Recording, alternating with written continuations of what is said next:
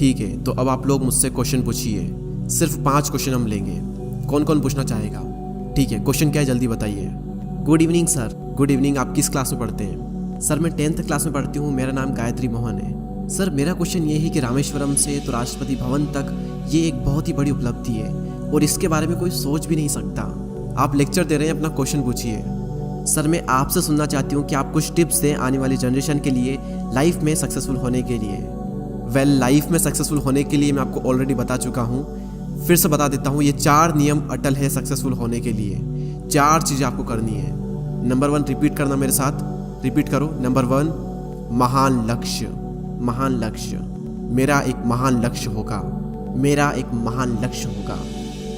मैं लगातार नॉलेज लेती रहूँगी। मैं लगातार नॉलेज लेती रहूँगी। मैं अपने लक्ष्य के लिए कठोर मेहनत करूँगी। मैं अपने लक्ष्य के लिए कठोर मेहनत करूँगी। नंबर 4 मैं दृढ़ रहूँगी। नंबर 4 मैं दृढ़ रहूँगी। बस यही मंत्र है। हाँ पूछो पूछो। सर मेरी इंग्लिश थोड़ी सी ख़राब है, मलयालम मीडियम से पढ़ता हूँ। मलयालम में बोलो, कोई बात नहीं। सर इंडिया की एक बड़ी ताकत और एक बड़ी कमज़ोरी क्या है? इंडिया की बड़ी ताकत और बड़ी कमज़ोरी क्या है? क्या बात है, फैंटास्टिक बॉय। किस क्लास में पढ़ते हो? सर 7th क्लास में। ओके, अब सवाल पर आते हैं। बड़ी ताकत क्या है इंडिया की?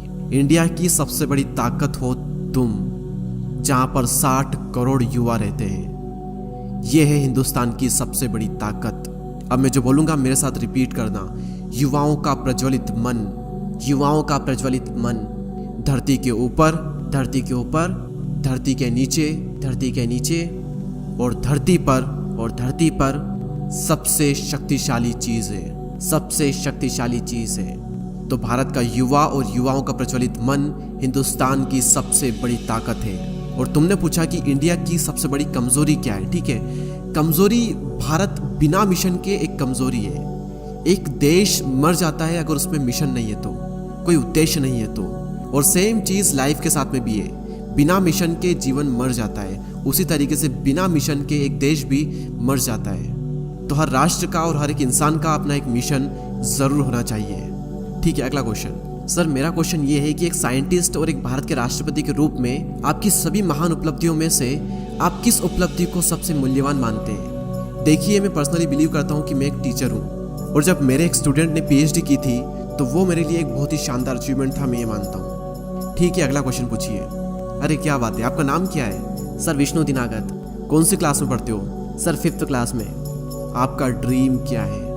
सर मेरा सपना है कि मैं एक IAS ऑफिसर बनूं। क्या बात है, आप बहुत ही स्मार्ट लड़के। मुझे बताइए आप एक IAS ऑफिसर क्यों बनना चाहते हैं? कोई बात नहीं, मेरे साथ रिपीट करो। एक IAS ऑफिसर के रूप में, एक IAS ऑफिसर के रूप में मैं करप्शन को रिमूव करूंगा। ठीक है, अब क्वेश्चन पूछिए। सर मेरा क्वेश्चन ये है कि क्या आप लव, कंपैशन और ग्रेटिट्यूड यानी कि प्रेम, करुणा और कृतज्ञता के बारे में कुछ कह सकते हैं? प्यार वो है जो हमें माता पिता से मिलता है, उसका कोई मूल्य नहीं है। करोड़ों रुपए दे करके भी हम उसे खरीद नहीं सकते।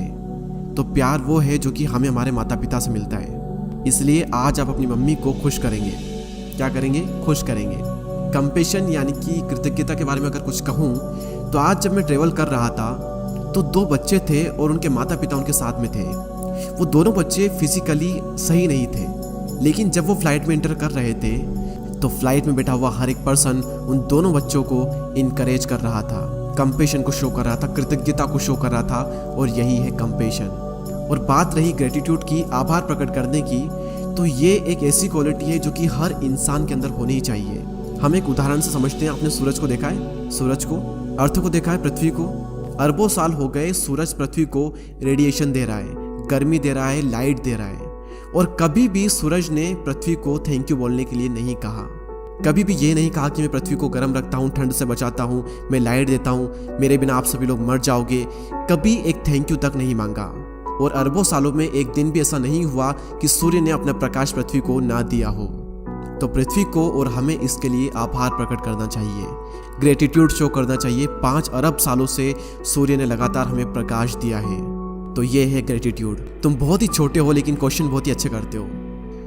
Good evening sir. आप किस क्लास में पढ़ते हैं? सर मैं 10th क्लास में पढ़ती हूँ। नेक्स्ट ईयर आप कौन सा सब्जेक्ट लेने वाले हैं? सर मैं बायोमैथ्स लेने वाली हूँ।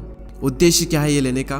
सर मेरे माइंड में अभी आइडिया है कि मुझे इंजीनियर बनना है, एंड साइड बाय साइड मैं डॉक्टर को भी देख रही हूँ, लेकिन ज़्यादा मेरे माइंड में अभी इंजीनियरिंग है। ओके, अब मैं आपके साथ में एक बहुत ही अच्छा एक्सपीरियंस शेयर करता हूँ। जब मैं दिल्ली से तिरुवनंतपुरम ट्रेवल कर रहा था और लगभग 4 घंटे 45 मिनट हम फ्लाइट के अंदर थे, और मेरे पास में बॉम्बे का एक बहुत ही अच्छा बिजनेसमैन बैठा था, और उन्होंने मुझसे पूछा कि डॉक्टर कलाम आप कहाँ पर जा रहे हैं। तो मैंने उनसे कहा कि मैं चिल्ड्रंस को एड्रेस करने जा रहा हूँ। तो उन्होंने मुझसे कहा कि आप बच्चों से एक चीज़ ज़रूर कहना कि हमेशा अपने आप से क्वेश्चन ज़रूर करें कि मेरा पैशन क्या है। कई सारे पेरेंट्स ये चाहते हैं कि मेरा बेटा इंजीनियर बने, डॉक्टर बने, मैनेजर बने, साइंटिस्ट बने, लेकिन इम्पोर्टेंट ये है कि बच्चे का क्या ड्रीम है और उसके ड्रीम की हमेशा रेस्पेक्ट की जानी चाहिए। इसीलिए मैं जहाँ पर भी जाता हूँ, जिस भी बच्चे से मिलता हूँ, उससे मैं ये ज़रूर पूछता हूँ कि तुम्हारा ड्रीम क्या है, तुम्हारा पैशन क्या है, तुम क्या कर रहे हो और क्यों कर रहे हो।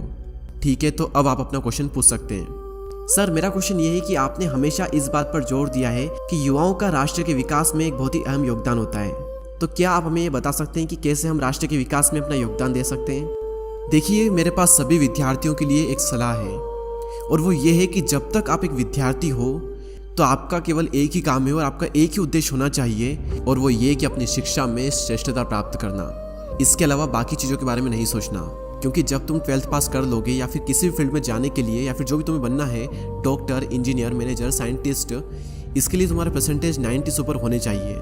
इसलिए मैंने कहा कि अभी तुम्हें सिर्फ पढ़ाई में ध्यान देना चाहिए। और अगर तुम राष्ट्र के लिए कंट्रीब्यूट करना ही चाहते हो, तो अगर तुम्हें सैटरडे संडे को छुट्टी मिलती है और समय मिलता है, तो तुम ऐसे अस्पताल में चले जाना शाम के टाइम पर जहाँ पर बहुत ही भीड़ होती है।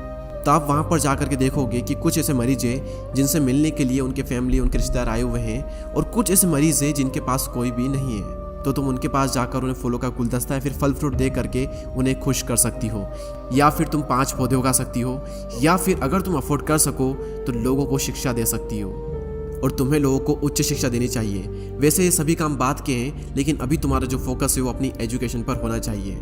अब डॉक्टर कलाम साहब की बात को यहाँ पर मैं रोक करके आपको कुछ एक्सप्लेन करना चाहता हूँ, थोड़ा क्लेरिफाई करना चाहता हूँ कि अभी आपका पूरा फोकस एजुकेशन पर होना चाहिए। इसका मतलब ये बिल्कुल भी नहीं है कि आप बाकी फील्ड से दूर रहें। कलाम साहब ने उस लड़की को ये इसलिए कहा क्योंकि उसका गोल एकदम क्लियर है कि या तो उसे इंजीनियर बनना है या फिर उसे डॉक्टर बनना है, तो उस फील्ड के लिए उसे पढ़ना ही पड़ेगा और थोड़ा ज़्यादा पढ़ना पड़ेगा।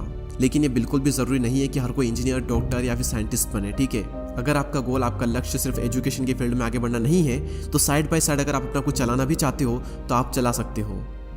Okay, next question. सर मेरा क्वेश्चन ये है कि हमारे देश में ब्रेन ड्रेन एक बहुत ही बड़ी समस्या है। हमारे देश के बहुत सारे प्रतिभाशाली युवा विदेश में जाकर के सेटल हो रहे हैं, जो कि हमारे देश के लिए बहुत ही ज़्यादा नुकसानदायक है। तो क्या सर इसका कोई समाधान है? देखिए, हमें इस समस्या के लिए किसी समाधान की ज़रूरत नहीं है, क्योंकि ब्रेन ड्रेन कोई समस्या नहीं है। इसलिए आप फिक्र मत करो, क्योंकि भारत में अरबों लोग रहते हैं, जहाँ से हर साल अलग अलग क्षेत्रों से लगभग 30 लाख विद्यार्थी निकलते हैं। तो अगर उनमें से 5-10 हज़ार विद्यार्थी विदेश चले भी जाते हैं तो इतना कोई फर्क नहीं पड़ता, क्योंकि जैसे इंडिया से यंगस्टर विदेश जाएंगे, वैसे ही कई सारे लोग विदेश से भी इंडिया आएंगे, जिससे कि ज्ञान का आदान प्रदान होगा, और इसमें कुछ गलत बात भी नहीं है। तो मेरे अनुसार ब्रेन ड्रेन कोई अभी बड़ी समस्या नहीं है।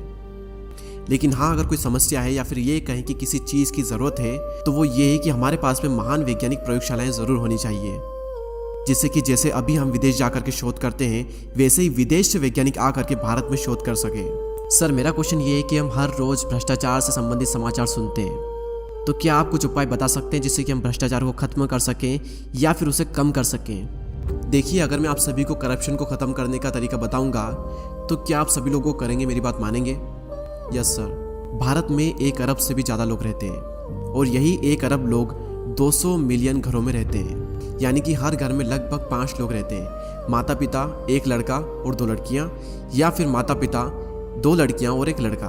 और ये देखा गया है कि 200 मिलियन घरों में से 60 मिलियन घरों में करप्ट लोग हैं। आप इमेजिन करिए, फैमिली में एक पर्सन करप्शन के थ्रू पैसे कमाता है, लेकिन अगर बच्चे हिम्मत करके अपने पापा से बोल दे कि पापा अगर आप करप्शन करके पैसे कमाओगे तो हम आपकी कार या फिर बाइक या फिर स्कूटी नहीं चलाएंगे, ना ही उसमें बैठेंगे, तो क्या वह पिता कुछ बोल पाएगा?